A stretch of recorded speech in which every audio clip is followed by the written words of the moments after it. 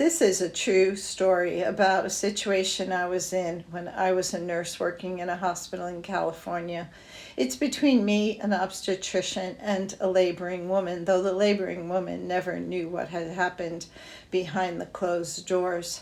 You might think that this is an unusual situation, but unfortunately, in my experience as a nurse and a nurse midwife working in hospitals in different parts of the United States, it is not. I don't tell you this story to frighten you, but to make you aware of the dynamics that can happen inside of hospitals where women's best interests are not always the first priority with either obstetricians and sometimes hospitals.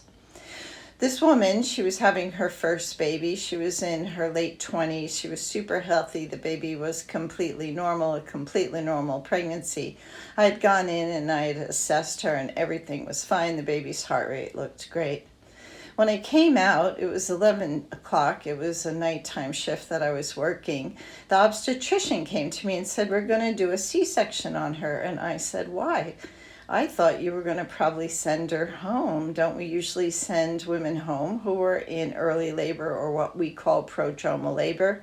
He said, "No, I think it's failure to progress and I want to do a cesarean section."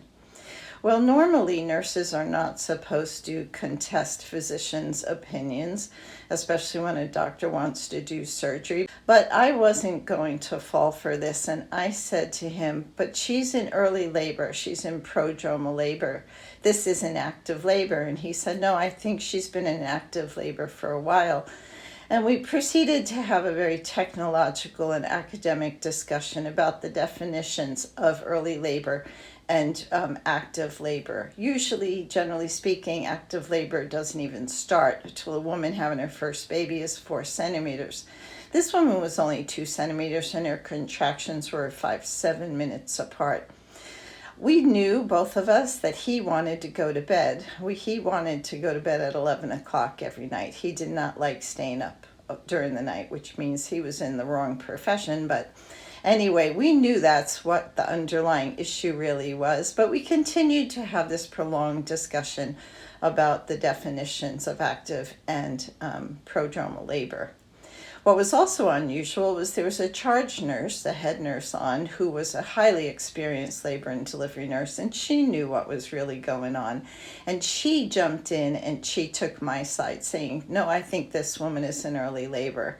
And he finally realized that he wasn't going to be able to do the cesarean because an obstetrician can't do a cesarean without the nurses helping him. So he angrily said, "I'm going to go sleep in the call room," which is where OBs sleep, during the night when women are in labor, when they have to be close by. And he said, "You wake me up every hour if she doesn't progress 1 centimeter an hour." And I said, "Okay," and he went to sleep. Well, the woman didn't proceed 1 centimeter an hour, but I didn't wake him up because everything was completely fine. I knew if I woke him up, he was going to use it as an excuse to do a cesarean so he could go home and go to sleep. About 7 in the morning, she was pushing and she was completely dilated and the baby was coming, and I went happily and woke him up and said, "Hey, it's great, why don't you come and attend the delivery?" But he was still pissed. The woman had a completely normal birth. She never realized that any of this had happened and that she had barely escaped having a cesarean section. Also, what was interesting was a day or two later, I got called into the office.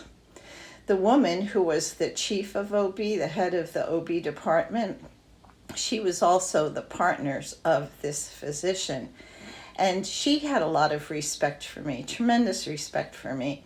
But she had to do her duty. So the nurse manager, my boss, was there, and this obstetrician, and they were saying, nurses aren't supposed to interfere with physicians' decisions if a physician wants to do a cesarean section.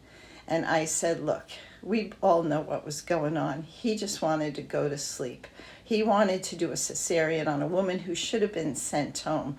The reason he didn't send her home, I imagine, is because there was still the chance then she might come back during the night and he would have to come in for the delivery or to tend to her.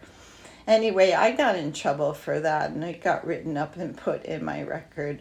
And it's just to tell you that hospitals and obstetricians, though many obstetricians would never do this, right? But there are plenty who do.